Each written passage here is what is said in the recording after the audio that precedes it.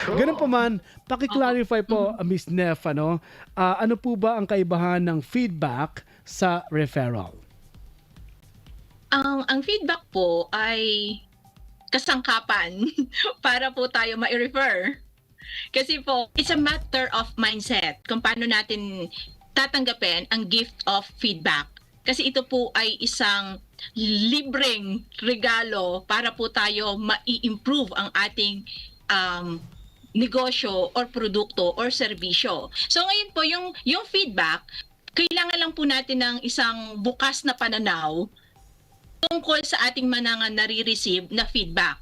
Kasi halimbawa po, ang feedback sa atin ay yung luto mo matabang. Mhm.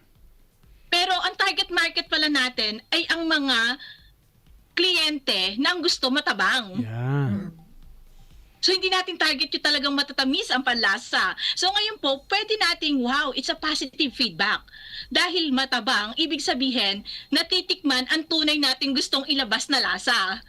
So kailangan po natin, alam natin ano ang ating produkto, ano ang ating layunin, para po sa gift of feedback. And then the referral is, ito pong feedback ay maaaring maging pundasyon para po tayo ay ma-refer o ipakilala o i-connecta.